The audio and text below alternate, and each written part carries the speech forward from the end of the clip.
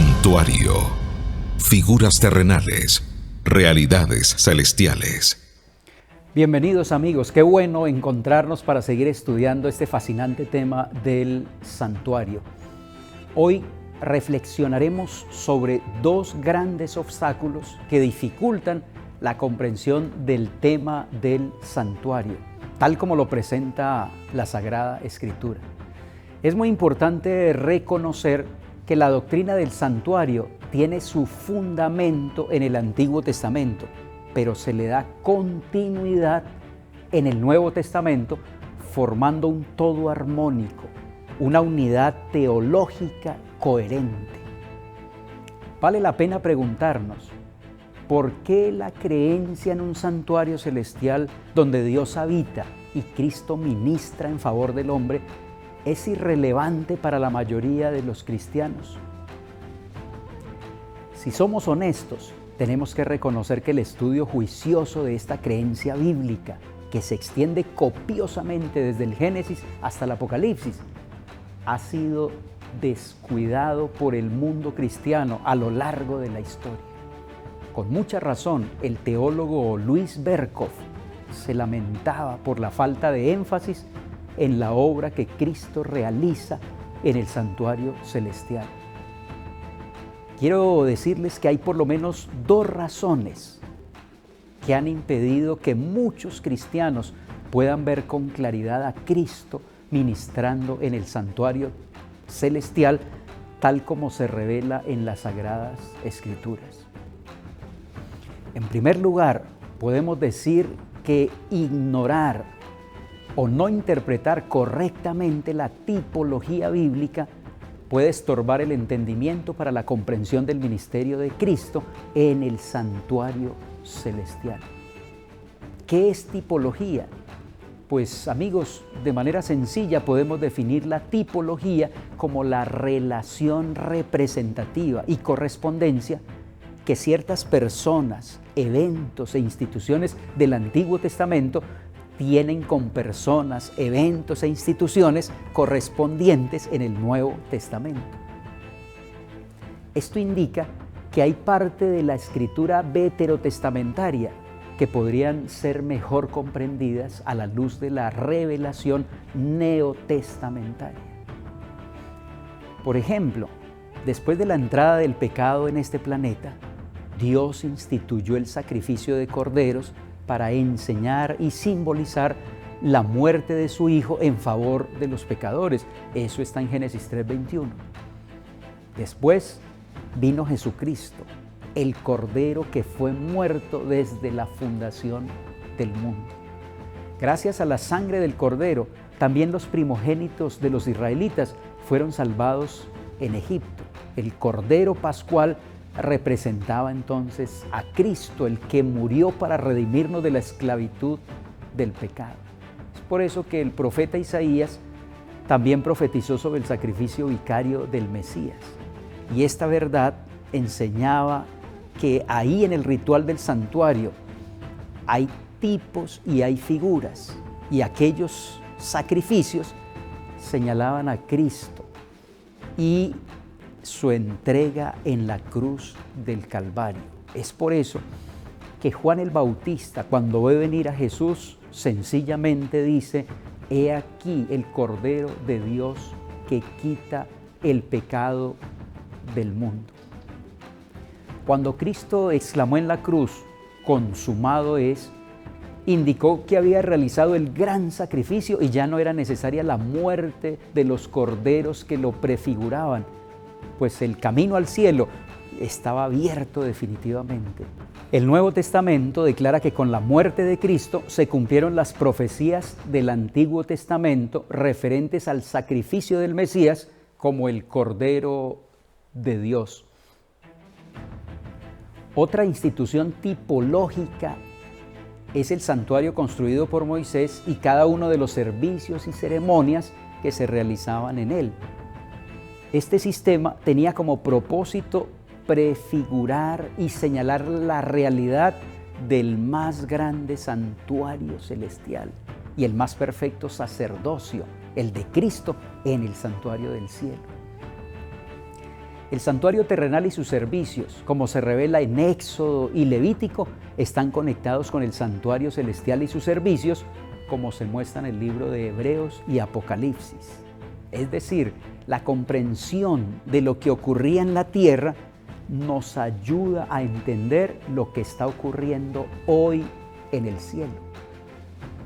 En otras palabras, las verdades importantes acerca del santuario celestial y de la gran obra que allí se efectúa en favor de la redención del hombre debían enseñarse mediante el santuario terrenal y sus servicios. Quienes rompen la continuidad y la correspondencia tipológica entre el tabernáculo del Éxodo y el santuario celestial que se describe en la carta a los Hebreos y el libro de Apocalipsis, reducen el santuario solo a la religión hebrea, convirtiéndolo en una institución obsoleta para los cristianos del siglo XXI.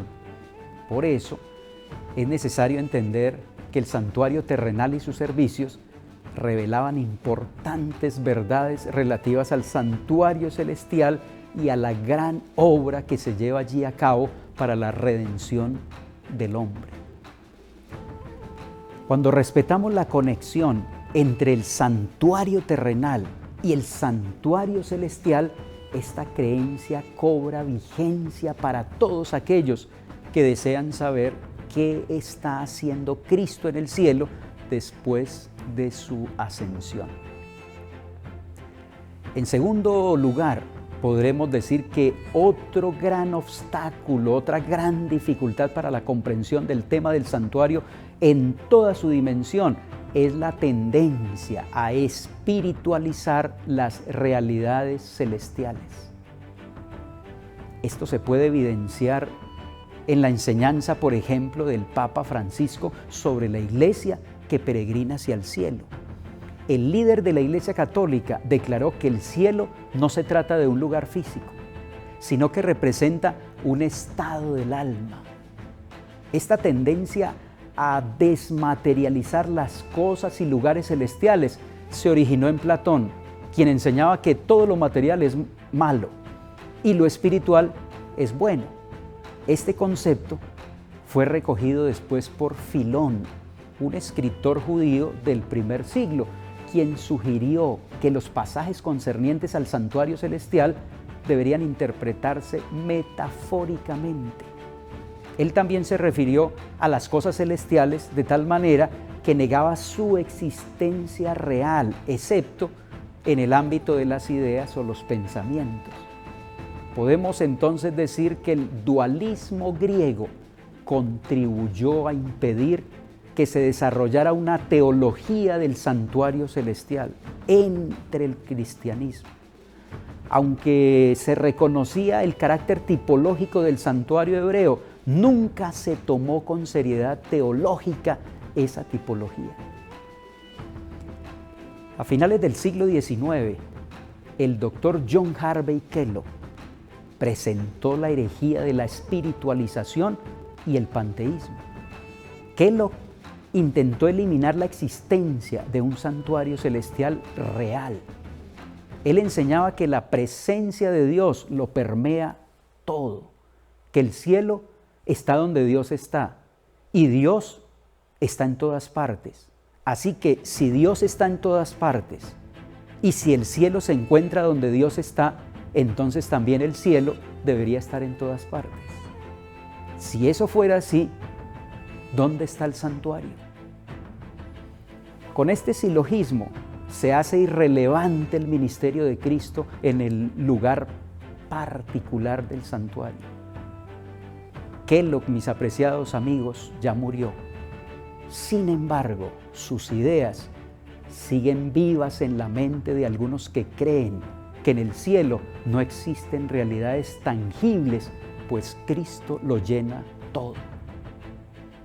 En la actualidad, los teólogos que favorecen la espiritualización del santuario proponen que el lenguaje utilizado por los profetas en relación con el templo de Dios en el cielo es solo un recurso que puede ser desechado cuando éste haya logrado su propósito, es decir, señalar la realidad.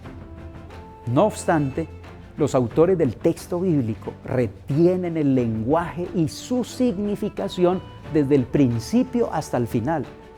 Su lenguaje es santuario, lugar santo, lugar santísimo, sacerdote, sacrificio, sangre, purificación, etc. Todas estas expresiones no pueden ser consideradas como simples códigos señaladores de figuras abstractas, sino como expresiones que describen realidades celestiales. Cuando se descarta el lenguaje bíblico concerniente al santuario y sus servicios, se abre la puerta que nos lleva al peligroso terreno de la espiritualización. En un incidente narrado por Lucas, podemos ver al Hijo de Dios corrigiendo el error de la espiritualización. Es importante señalar aquí que cuando Cristo resucitó, no era un espíritu incorpóreo o etéreo, sino un ser divino, humano, con un cuerpo glorificado. Después de su resurrección, invitó a sus discípulos a que lo tocaran. Mirad mis manos y mis pies, que yo mismo soy. Palpad y ved, porque un espíritu no tiene carne ni huesos, como veis que yo tengo. Eso está en Lucas 24:39. Este pasaje presenta a Cristo dotado de un cuerpo real, moviéndose en un espacio real. Por lo tanto, necesita de un edificio real para poder llevar a cabo sus tareas como sumo sacerdote en el santuario celestial. El temor de hacer aparecer la futura herencia de los santos demasiado material ha inducido a muchos a espiritualizar aquellas verdades que nos hacen considerar la tierra como nuestra morada. Los que aceptan las enseñanzas de la palabra de Dios no ignoran por completo lo que se refiere a la patria celestial. Podemos concluir recordando que cuando se ignora o se rompe la correspondencia tipológica existente entre el santuario terrenal y el santuario celestial, y cuando se acepta la espiritualización de las realidades del cielo, entonces la creencia en un santuario celestial donde Dios habita y Cristo ministra en favor del hombre se hace irrelevante para los cristianos.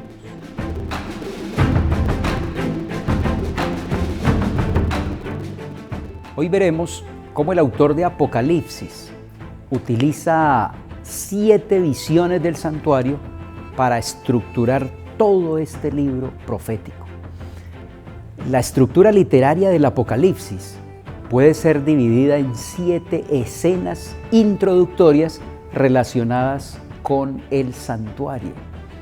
Cada escena introduce un